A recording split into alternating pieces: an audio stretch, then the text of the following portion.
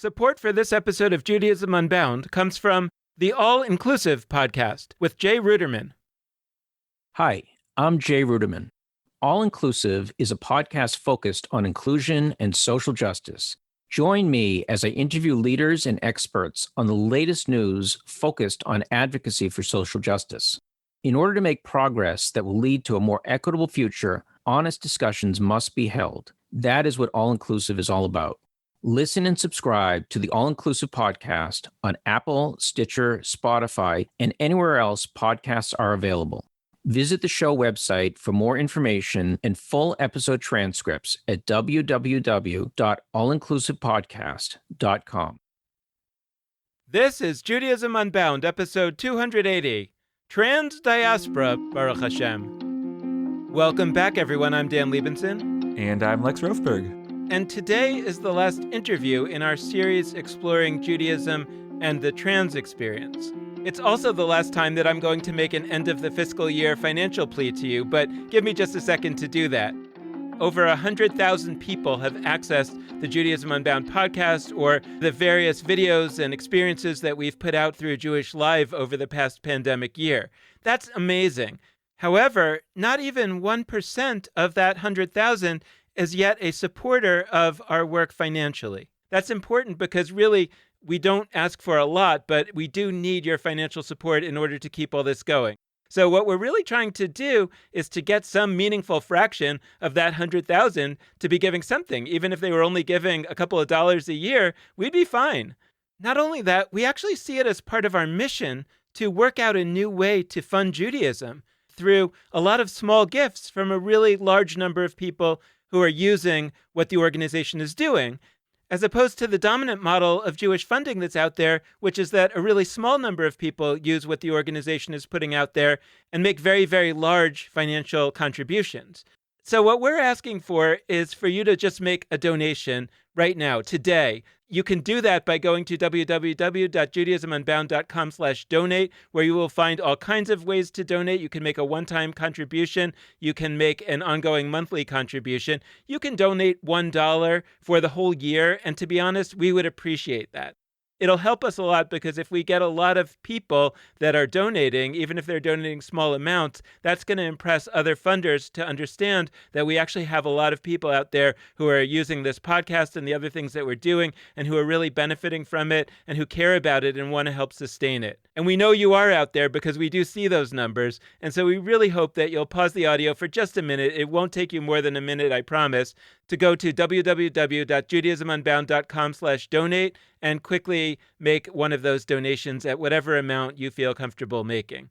You know, I heard from somebody that if there's something in life that you can do in 2 minutes or less, you should just do it now and not put it off. So please do that, and thank you so much for doing it. So now quickly you can pause the audio. And now you've unpaused the audio and we're back. So we are thrilled to welcome our final guest in this series on Judaism and the trans experience, Binya Kóatz. She is a half Sephardi, half Ashkenazi child of immigrants from Morocco, France, and Argentina. She is trans, loves Torah, writes poetry, and organizes Jewish community around diasporic culture and politics. Binya Kóatz is the co-founder of Shelmala, a digital-first, Svara-style, queer Talmud community and internet-based grassroots Beit Midrash, which means house of study, and she does this in partnership with past Judaism Unbound guest Chava de Cordova. Binya Kóatz is also the mind behind the wonderful Hilchos Spookos, a practical guide to observing Spookot, also known as Jewish Halloween. We really love it, and you can find the link to that in the show notes for this episode. As Binya describes herself on her website, she is always looking to join with other queer and trans /diasporic /Arab Jewish, Ashkenazi, God-loving, musical, femme, multilingual, ancestral dreaming souls to make joy and art and radical community. So Binya Kóatz, welcome to Judaism Unbound. It's so great to have you. It's so great to be here. Thank you so much. Well, I've just listed a long list of attributes about yourself. Actually, it just occurred to me that, we talk about God with all these attributes. I'm not saying that we have to make a comparison here, but it just struck me that there are a lot of attributes that you have in your sort of own self-definition on your website. And I was wondering if we could just start with a little bit of the story of how all these different attributes have come into play in your life and how you came to be who you are today. That comparison with Hashem made me blush. I just counted. It seems I've only listed 9 rather than 13 attributes of mercy. And so I feel like that still is humble on my part. Yes. Thank God. Yeah. So a little bit about myself and I guess where that list came from.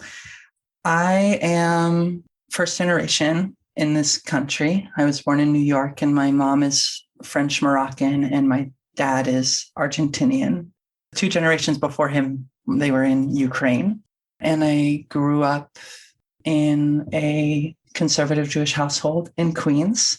For some part of my childhood, I had, Pesach Seders, mostly in Spanish with the Argentinian Jews in Queens. And then high school, there was a point when I would go to daily minyan before high school. So at 6 a.m., which I literally don't know how I did, and then did the full day in high school and came back and then did it all again.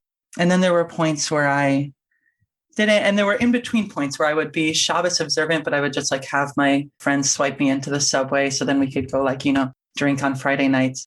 And then it was really at Brown where I went and overlapped with Lex for a couple of years, Baruch Hashem, where a lot of those parts of me kind of came into one unified whole, or started that process of unification, all those kind of disparate parts of myself.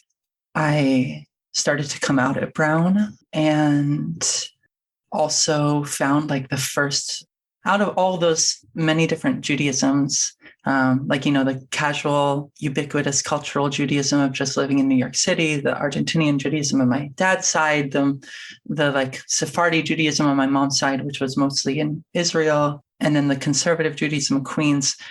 Out of all those, I really found my first really joyful Judaism and unapologetically joyful Judaism at Brown at Friday night services, where we would sing with our full hearts and we could smack on prayer books. And I didn't know that you could do that. I didn't know you could be joyful and pray. There was a sense that you kind of had to be quiet in my shul.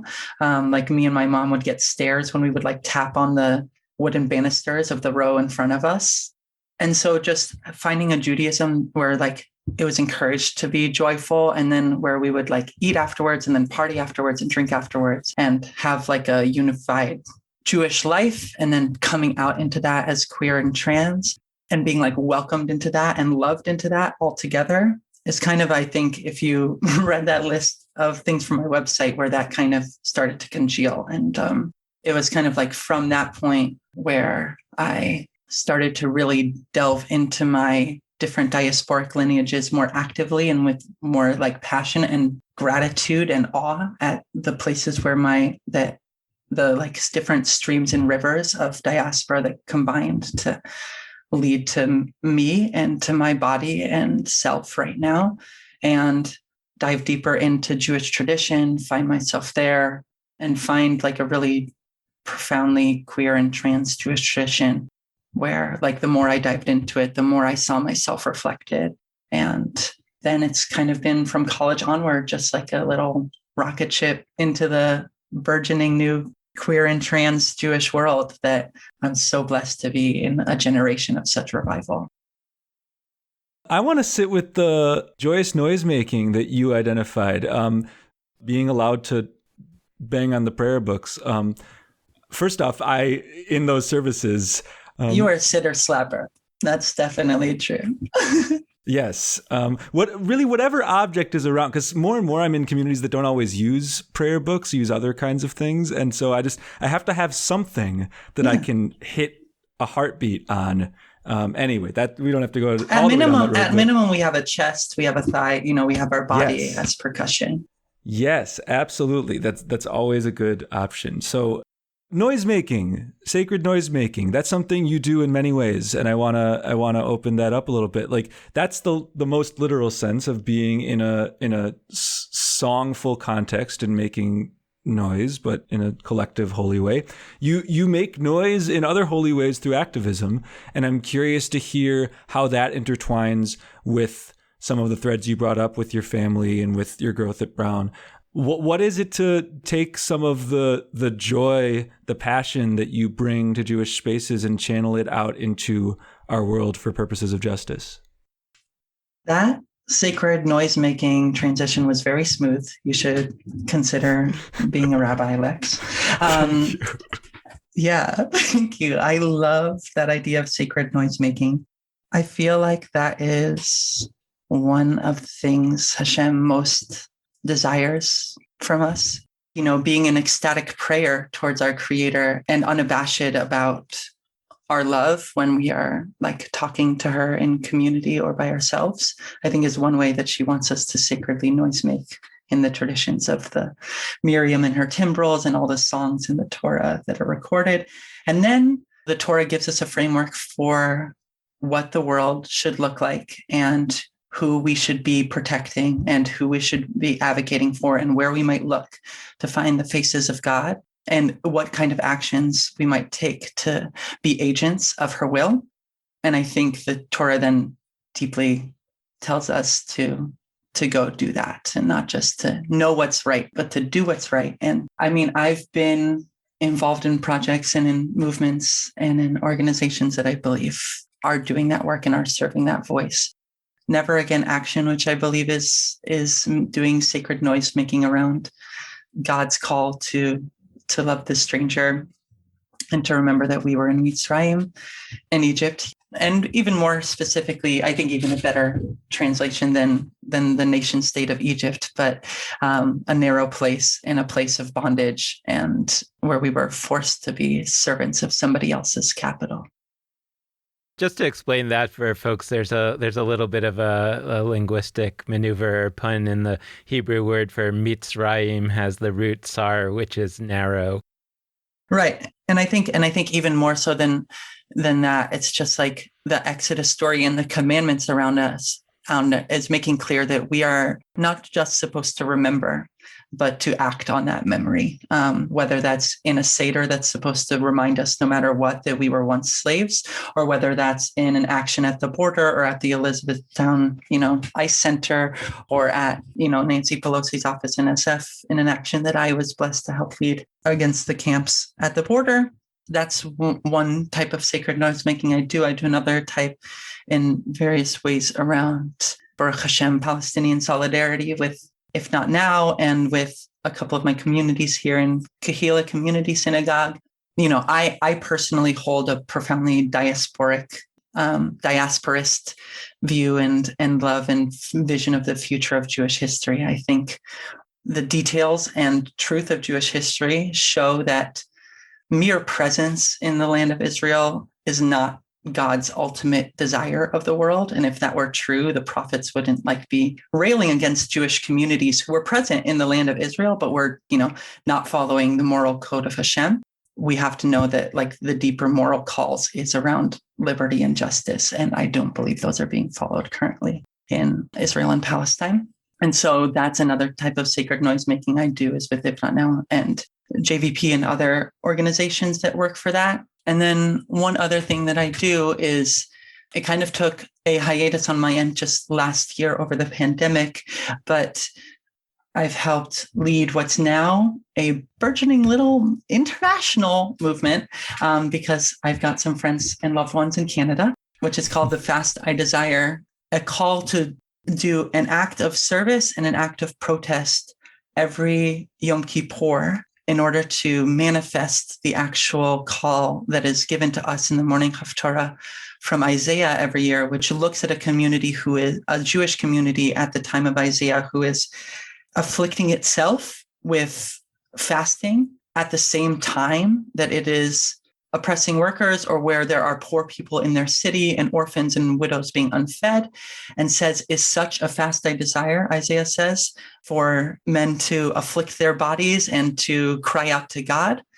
which you may think, literally, yes, that's what I was taught is the fast that Hashem desires with Yom Kippur. And then Isaiah on the Haftorah of Yom Kippur goes, no, what? No, that's not the fast I desire. The fast I desire is for the bound to become unfettered, for the hungry to be fed. Literally, the fast I desire is for somebody else to eat. And that clear call has manifested in, at least over the last several years, several different Jewish communities in the East Bay, in Montreal, in San Francisco, and other places on the day of Yom Kippur, giving out food to different hungry people in their communities. And we do it around the lake in Oakland. And on the day before Yom Kippur, going to protest outside of organizations that it also says welcoming the poor into your house. That's one of the things that Isaiah calls for. So knowing that at our border, there are needy people who are being kept in cages and in concentration camps rather than being welcomed with joy and with the love of Hashem as they should be, protesting in front of ICE and different immigration locations, knowing that that is the fast that God desires. So that's another type of holy noise making I've been blessed to make. So, Binya, as you're talking about this, I'm kind of marking a few things. One is that you're comfortably using language that sometimes gets associated with a more religious, traditional kind of point of view, like calling God Hashem and saying Baruch Hashem. And there's a certain very positive way in which you're talking about some of the more traditional concepts in Judaism. And yet there's so much of what you're saying that is different from or experienced as new or even sometimes at odds with what a lot of more traditional Jewish people think Judaism is all about and should look like. And I can imagine that as kind of dissonant sounding sometimes to certain people. But my question is basically this. How do you go about relating to this, thousands of year old tradition that was designed for a very different understanding of the world? It was designed, or maybe you say that it wasn't, and I would be fascinated to hear that, but that we perceive it as having been designed for a world of a gender binary. And that's just one dimension of it, and how do we come to that and say, I still feel deeply moved by this, even though in significant ways, not only was it designed in a way that maybe excludes people like me, but it just wasn't necessarily all that aware of people like me. So how do I relate to this? How can we reimagine our relationship to this or the thing itself such that some of those concerns are maybe not the way we might initially think that they might be in the way of what we're trying to do and what we're trying to be?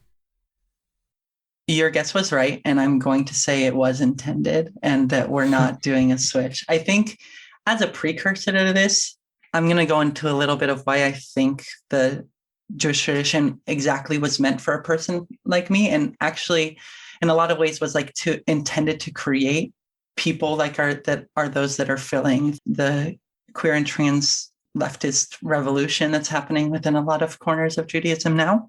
As Ben Bagbag said in Pirkei Avot, the wisdom of our ancestors, a tractate of the Mishnah, that everything is within the Torah. Turn it and turn it over because everything is within her. So no matter what, if you are something, that means you're part of everything. That means you're part of Torah. So even before we get into was there ideas of gender non-binariness? Was there ideas of leftism or anarchism or diasporism or anti-Zionism or anything like this in the Torah? All those things are included in everything. So if you keep turning it, as Ben Bagbag says, you'll find it. Baruch Hashem. So yeah, I love God with all my heart. I'm so grateful to have been created and to have been given breath and to have woken up today with a soul in my body. The God I understand, and I think that our tradition understands, is a really radical force.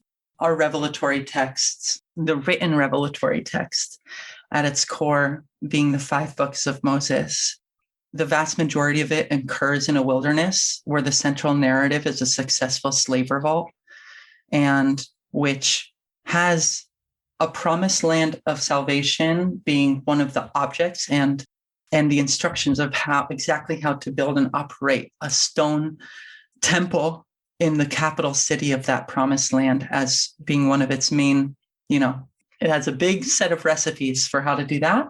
And it ends at the edge of that promised land, and in a really radical way tells us that that's not the actual point of the story, just by the mere fact that Deuteronomy ends before we get there. Okay, God's trying to give us an idea of what she is.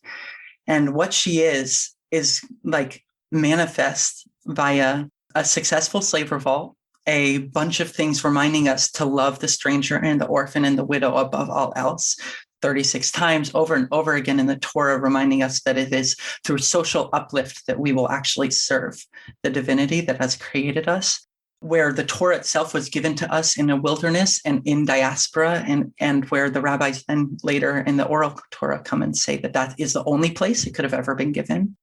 And I feel like what Torah tells us is that if you're looking for signs of God, you're going to find her in radical upheaval, monumentous social and personal changes and transitions in the world. Where is God most manifest? In the moment of enslaved people becoming free, in the moment of the younger brother becoming the older brother, in the moment of this becoming this and of change. It is not through consistency or through the expected or through following of the tradition, but even the following of tradition itself, the most traditional thing about God is radical change and knowing that we will never know the true extent of her majesty because she will constantly shock us with how radical she will be changing the world. Manifest in her name is Ehyeh Asher Ehyeh, like I am becoming that I am becoming, and in a constant process. I'm like 100% on board what you're saying here. In fact, I'll get to it later, but I'm ready to join your movement. But the question that I have then is how do you look then at the other point of view about Judaism? This kind of traditionalist, or this notion of Judaism as, an unbroken chain and unchanging. I mean, I know we can interpret those things, but do you fundamentally think that those who kind of see it the other way are just wrong? They're just mistaken? Or do you see it a different way? Right. Truth is found in contradiction.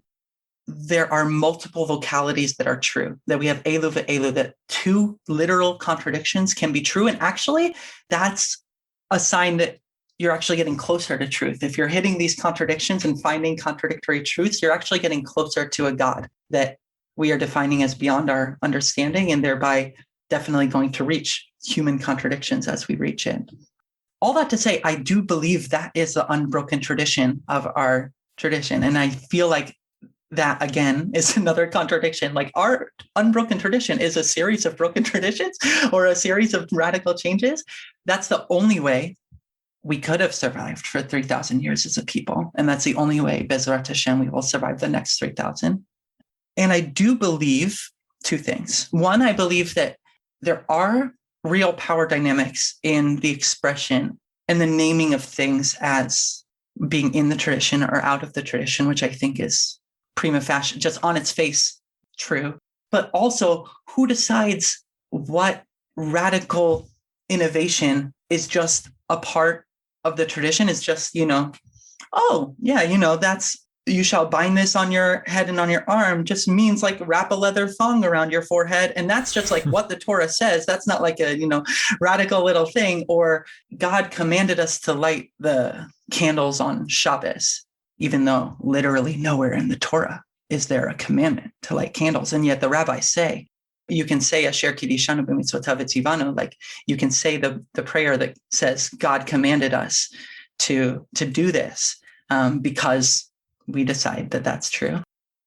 That is a radical change making that is presented as unbroken tradition from Sinai. And so I believe that in my tradition of radical change making, in my queer and trans understanding of the Torah, I'm within that same Messiah. I'm within that same received tradition.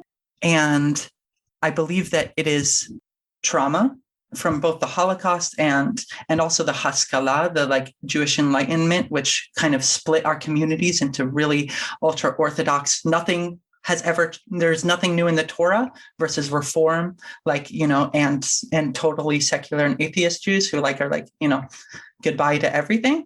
And I feel like it's trauma from both large scale Jewish death over the last several hundred years and the real bifurcation of Jewish community that leads to such a thing being what is common knowledge, being that like the tradition has never changed. I feel like we would be much more comfortable with change without those traumas. And then I also think that it's the influences of other different hegemonies that we come across that make us more resistant to incorporating radical changes within the scope of the radical changes that are allowed around specific questions. And I do believe that questions around queerness and transness, you can see through, I like to think of it like the little rings, like the rings in a tree or archaeological layers of the Talmud, that there have been layers or rings where the rabbis have been thirstily, excitedly putting out theories about multiple genders and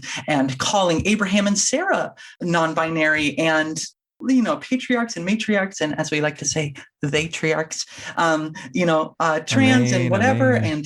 And this person's an androgynous, and this rabbi's daughter was an Ilonit, was a blah, blah, blah. And I can explain these terms later, but there were places where we were feeling and leaning into that truth. And I think there's also Western and Christian hegemonies that make us specifically lean deeper into a gender binary that's not exactly native to our culture and our radical tradition. I loved what you said about the Torah, about the 5 books that are so central to Jewish tradition. And what I heard you as communicating is basically the fact that we don't get to Israel in those books, like that's a feature, not a bug. Like that is a huge message, not just sort of an interesting pause point, but the point is we didn't get into that land, and that very fact communicates a great deal to us. And what that leads me to is I really want to talk with you more about diasporism.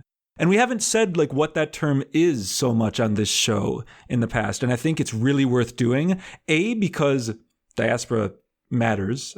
B, because there's a growing movement of people that you've alluded to that I think are actively using this label to describe ourselves. So like we might, even if you are really into a specific land and not so much into diaspora, at the very least, like for Jewish peoplehood purposes, it's worthwhile to recognize those who are using this diasporist term. So I'll speak a little just for me. When I think about what it is to be Jewish and where my like anchor points are, every place I've lived is so specifically important to that. So I've lived in Milwaukee, Wisconsin, and I can give you my Jewish journey story that would not exist in the same way anywhere else. It only exists because I grew up in Milwaukee, Wisconsin. And then I can tell you the transformative, incredible ways in which who I am was shifted living in Providence, Rhode Island during college, and then living for 2 years in Mississippi, and then moving back to Providence, Rhode Island, not being in college. Like I could give you every deep story about how those lands. And by the way, I've lived in various points in my life. I'm Potawatomi land, and now I live on Narragansett land. That's another piece of this. But like, I think that recognizing that like, oh, we're not doing like vicarious Judaism because we happen to be wherever we are, but like, we're not quite in that special place, the promised land, Israel, whatever languaging we want to use. This is where Judaism lives, wherever we are. That's home. And so from somebody like you who started off their story by saying, I come from a family with roots in Argentina and French Morocco, and by the way, before that, Ukraine. And also I have a deep connection to New York City and its cultural, like diaspora is right there. Talk to us about why a term like diasporism is one that we might want to be holding today. Wow. Yeah. I mean, I feel like before 100 years ago, maybe 150 now, this was like an implicit or explicit default of the vast majority of Jewish community around the world was diasporism. And what I mean by that is that Zionism as a political concept had not been invented. Some Jews raised money to send some money to longstanding Jewish communities within Ottoman Palestine, or went there to get buried, or got a piece of earth from there to put in their graves, because part of the idea is to be buried in Israel. And if you take a piece of earth from Israel and put it in your grave, then it's like you were buried there. And I think also that puts you first in line for Mechayeh Mesim, for the re-enlivening of the dead. So you want to be first in line there to get all the good seats. So there was like that kind of relationship to Israel. And then there was Doikite, which is a term from Bundist or far left Jews in Eastern Europe, who specifically were imagining cultural and national and religious, well, more like cultural and ethnic autonomy for Jews within liberated and communist and socialist republics in Eastern Europe, and explicitly like, this is where we belong. And they were doing that in response to Zionism too. But even before the Jews of Spain kept their keys to their homes in Sefarad and in Spain for hundreds of years after the expulsion, which is what my family went through. We were in Cordoba before we were in northern Morocco, and dreamed not about a return to Zion, but about a return to Andalusia, and named southern Spain as their Jewish home. And you have different things like the Vilna Gaon, which was just a great Talmudic master in Vilna in Lithuania, had a student who came to him and said, Rabbi, should I go to Jerusalem to build a Jewish home and to build the future of the Jewish people? And the Vilna Gaon, who is one of the greatest minds Judaism has ever produced and knew the entire Talmud and Torah Be'al Peh, on the mouth, by heart, was an incredibly wise scholar, told his student, why don't you build Jerusalem right here? We have been given the tools by our ancestors to build Jerusalem wherever we go. And I feel like the concepts of diaspora do necessitate, like, we are diasporaed from somewhere, right? Like, and they do necessitate a connection to the land. And it's why no matter where on the earth we are, our festivals follow the agricultural cycle of a specific latitude and longitude within the Mideast. But I think the ultimate end to that diaspora for the vast majority of Jewish history has not been conceived of as ending in a Western nation state that'll have a seat on the UN and an army and a healthcare system and a this and a that and everything else that a Western nation state does, but will be a Davidic messianic kingdom that followed Torah law and came down from the heavens, and the third temple would literally fall down from the sky right in place. And that history, I feel like, has taken a pause for some subset, even a large majority of the Jewish community at different places. But it is more of a pause than it is like a invention of a new conception of Judaism that's coming out of diasporism. And for me, it is this leaning into that really ancient and knowledge that a Jew, this is a teaching from Hasidism, from Jewish mystical revival in the 17th and 18th and 19th centuries in Eastern Europe, that a Jew who's focused on prayer, their breath becomes fire, their tongue becomes the altar, and their words become the sacrifice. And you become a temple to God, no matter where you are. And we build our sukkahs no matter where we are, and we observe our Passover and observe our Shavuos. And I can talk a little bit more about diaspora theology and where I think God actually calls us to do this, but that's my lineage. And I'm curious how you think about the connection between what you're talking about with diasporism as an alternative or as a contrast to a Zionist Judaism, and what you said earlier about the idea that it's when you have these conflicts that you're getting closer to God. Mm-hmm. And could you talk a little bit more about that? Just not necessarily only dwelling on that example, but I'm interested in that example, but also more broadly. I think it's helping me think a little bit about what I've been trying to say for a long time on this controversial question of should we have red lines in the Jewish community about what we can talk about with regard to Zionism. And I've always been phrasing that in a negative way, we shouldn't have red lines. It's important for us to have, open discussion. But I feel like what you're talking about is a step even further, which is saying it's actually in the not having of the red lines, in the holy conflict among ourselves, that we may actually be getting closer to something true with a capital T. I'd love to hear more from you about that. I do feel like it's a really beautiful way to view conflict, and where we have this concept as a rabbinic tête-à-tête, tête-à-tête being French for head to head. Binya gets 100 points for the defining terms of other languages award. Yeah, we ask our guests to define Hebrew terms, but we haven't formally asked for definitions of French terms, but appreciate it very much. Well, my Gami and all my French family would be so happy. For the sake of heaven, and this idea that a argument can be for the sake of heaven, I think is a really core one of the rabbinic outlook on the world. And yes, I do believe dialectics and that process is like the holy rhythm of the Talmud. I feel the Talmud as I read it and study it go this way and that way. And for those listening, I'm just doing a little like shoulder shimmy to the left and to the right. And I feel like it's that dance and that rhythm, because I do feel like God isn't a static concept and is something closer to a rhythm and to like a process and to a dance. And I feel like it's that dance and that process that our head is supposed to into. We're not supposed to reach an understanding of what God is. We're supposed to feel the divinity and have a brain that just works in that way, in a divine way, or as close as we can come to it. And that's what our rabbis are trying to teach us to do. And yeah, I think about this with diasporism and Zionism and with machlokeses, with the arguments in our community.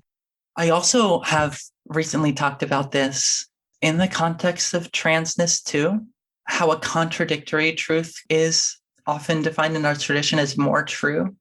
And that like basically if you're not in a contradictory truth, you just haven't reached deep enough yet. And like once you do, you'll know you've reached a deeper level.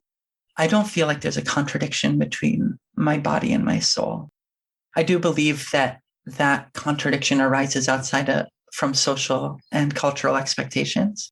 And I believe that when that contradiction arises in society and in culture, it is used as evidence against. Like, what do you mean? You're a man. You're supposed to love a woman. That's how it works. It's a contradiction to be a man who then loves a man. Or it's a contradiction to be a woman and to have a extended phallus, or to be a man and to have a weighty chest. And that is used as an example of thereby you are invalid, thereby you are untrue.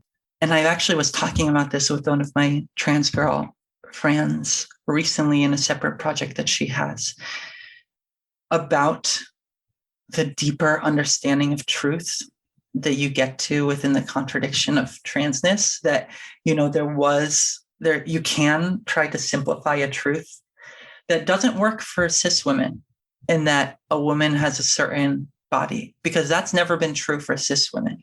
Not every woman who's ever been considered a cis woman will fall within that line, because God desires diversity and desires malleability and has created us in an infinitude that she has created in order for us to bless. And through the dialectic of understanding the fullness of trans womanhood and trans manhood and trans personhood, we get to deeper truths about what it means to be a woman and a man and a person.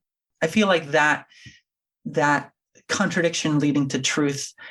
Again, I don't believe trans people are a contradiction, but I believe the specific combination of body and soul that many trans people hold do lead us to a deeper truth. And if we are really within the rabbinic project, not only does the rabbis explicitly invite us to do this around gender and sex multiple times around the Talmud and the Mishnah and the other rabbinic texts, but I think in general, this is what the rabbinic project calls us to do, and is to like get to deeper truths by way of these seeming contradictions.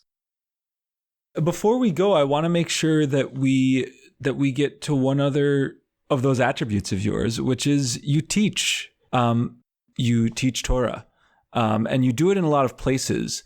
And so I'm curious, what attributes of you arise there that we might not see quite as clearly in the other realms that we've talked about? Yeah, the two official ways that I teach in a couple of different ways.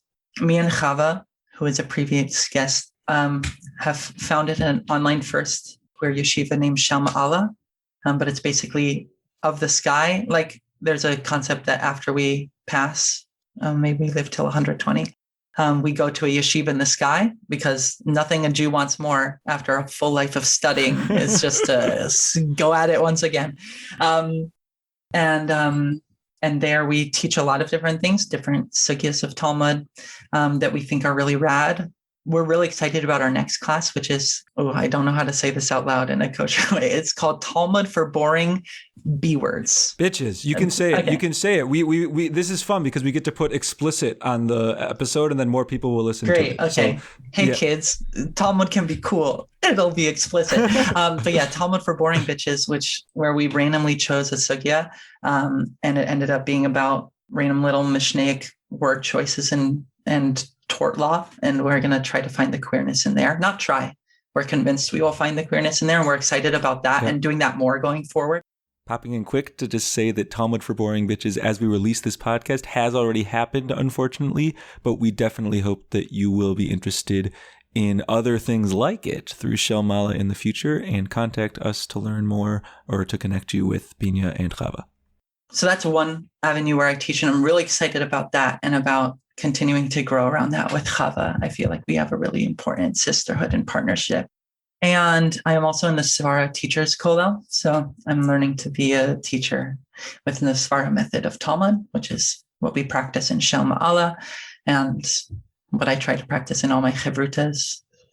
And there are a couple of pieces of the Torah that I feel like are really alive in my soul, and I want to transmute in a couple of different ways. One of them is this kind of idea of toldot trans, which is toldot trans meaning the generations of transness, which is a kind of way that a bunch of different parts of the Torah start. It's like Ze Sefer Toldot Adam is how the 5th chapter of Genesis starts. This is the book of the generations of Adam. And then we have generations of Yishmael, Yitzchak, Terach, Yaakov, etc. And they kind of list the story, either just the genealogies or the stories behind people's descendants. And toldot trans comes from an amalgamation of a bunch of different rabbinic and rabbinic sources of all different sorts, which combined actually show an unbroken chain of transness throughout the patriarchs, matriarchs, and patriarchs, all the way from Elohim, God, to Rabbi Yochanan, rabbi in the Talmud. And my deep understanding of Jewish history is that transness is not, and queerness is not a side story, but a central theme and a central current. And that's one of the things I'm passionate about sharing and talking more about in general. And then one of the other things, many things I want to think about and teach, is a lot about, I mentioned this off, but like diasporist theology and also anarchist theology. And this is a little bit in the tradition of a rabbi named Yankiv Zalkind, or Jacob Zalkind, who was a 19th century, turn of the century rabbi in England, who was Orthodox, like very frum, and an anarcho-communist, and believed that the Talmud, properly understood, is an anarchist document. And one of the things for me is like all these parts in tefillah and prayer and in Tehillim and Psalms, where God makes it very clear that the heavens is our throne and the whole earth is her footstool, and that humans should never trust in any princes or earthly rulers or armies or the strength of horses or the strength of man or anything like that. And that God desires a borderless world and a borderless devotion to her. And so that's another piece that I'm in development of with a lot of people who are in similar things. And it's like, it is the contradiction, the Elu ve'elu within our thing, which does, even though it ends Deuteronomy before we get to the promised land, it talks a heck of a lot about having us be there. And in a really contradictory way, God says, like, you know, every nation that ever enters that land will pass. And God even didn't want to give the Israelites a king in the first place. And the Israelites were like, give us a king to be like all the other nations. But God's, I think, ultimate intention for us and for the world is to be beyond such things as nations and as rulers of that sort. So I guess I want to, in conclusion, ask you a little bit about something that I picked up on when Lex, at the beginning of our conversation, said, made that connection between holy noisemaking and your drumming in the services and your making trouble on the streets. And you said to Lex, hey, that was a really amazing connection that you made. You should maybe consider being a rabbi. And I thought about that where I said, but you're really, you're like a software engineer. So I'm curious if you could talk a little bit about what might a Jewish world look like in which more, software engineers were teaching Torah, and there were people who were, I'm ready to join your synagogue right now, and, you don't have one, and it's in a different place, so we'll have to work on the online component. But in all seriousness, it's like, I think something like that in my head because that's the paradigm that I've been given, even though I've been working hard to resist it. And it still kind of is what naturally floats into your head. And so I guess I'm curious to hear a little bit from your perspective of what you're creating, what you see others creating out there in the world who are not doing this as their primary profession. Great question. Thanks for outing me as a software engineer. No, that was good. I kind of view this as Rabbi Yochanan Hasandlar, who is in the Talmud and who is known as Rabbi Yochanan, the sandal maker.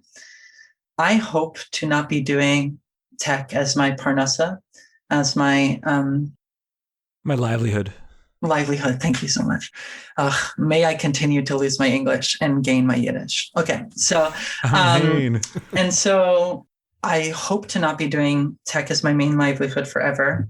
I do believe that despite the fact that there are large sections of Jews who I love in their own ways, engage in Talmud study full time and have this idea of like a fully study-based Judaism, I do believe in that beautiful contradictory way. The thing that they're studying all day tells you to work, to ein kemach in Torah, without flour, or flour, without bread, there's no Torah. So like to gain their bread and to gain our bread and gain our livelihood and study our Torah. And I feel like there's a lot of different ways. There's a full spectrum of ways that you can live your life within that. I do hope to become a rabbi in some way, as God wills it and within her plan, and hope that people who need or want a profession along with Jewish study, doing something holy with your time, that is also Jewish and in service of Hashem. I don't know actually if I'm doing that, if I'm hitting the perfect thing. And I don't really consider my work holy, which is why I'm in a lot of deep roiling, self-searching and stuff like that over the past several years being an engineer here.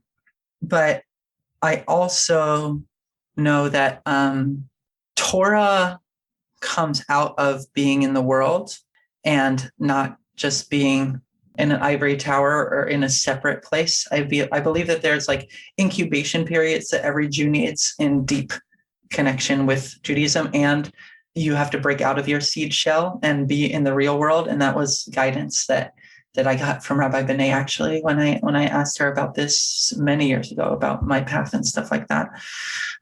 So I believe people should kind of know when they're in the incubation phase and when they're in the outside phase. I hope to enter into an incubation phase later in my life where I'm really allowed to like dedicate momish time to and not take 8 hours a day or more serving a master that I'm actually not really that I don't really want to be serving with that much time of my life.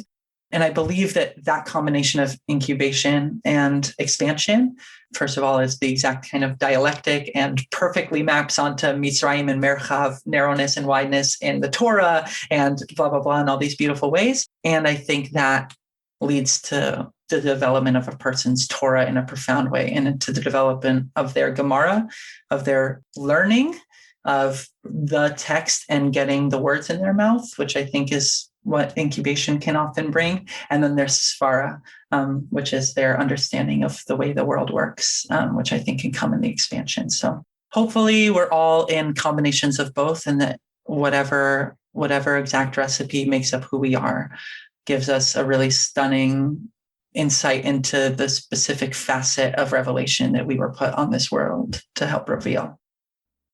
What an incredible note to end on. Thank you so much, Binya Kóatz, for joining us. This has been a fantastic conversation. It's been so my pleasure. Thank you for a podcast, L'Shamayim. And I wish you and hope all of you to have a glorious, whatever day of the week this comes out on, Shavua Tov or Shabbat Shalom. Echoing that Shavua Tov or Shabbat Shalom. If you're listening to this on release day, a Shabbat Shalom to you. That's Fridays. If you're listening some other day, Shavua Tov. Have a good week. Have a Monday Tov, a Wednesday Tov, whatever day it is. Anyway, thank you, no matter what day it is, to all of you out there for listening. We hope you've enjoyed this conversation, and we hope that you'll tune in again in the future. We would love to close out this conversation by encouraging you to be in touch with us, and there are a wide variety of ways for you to do that. But first, I'm going to do a quick call back to the top of the episode where Dan made that beautiful call for support. We deeply appreciate any amount of support that you are able to send our way, especially this time of year. So if you are able to head to judaismunbound.com/donate and make either a monthly recurring gift or a one-time gift to us, we would just be so grateful. And it can even be $1. Any amount is great. So head there, and here are all the ways you can be in touch with us. First, there is our Facebook page, Judaism Unbound. There's also Instagram and Twitter. All of those are at Judaism Unbound, and you can head to our website, judaismunbound.com, and you can always email us at dan@judaismunbound.com or lex@judaismunbound.com. The last note we'd like to make is that support for this episode of Judaism Unbound comes from the Ashman Family JCC in Palo Alto, California, whose vision is to be the architects of the Jewish future. The Ashman Family JCC empowers you to experience Jewish paths toward a life of joy, purpose, and meaning through innovative Jewish learning and wellness programs, community building, and initiatives to develop the next generation of Jewish leaders. Learn more at www.paloaltojcc.org. And with that, this has been Judaism Unbound.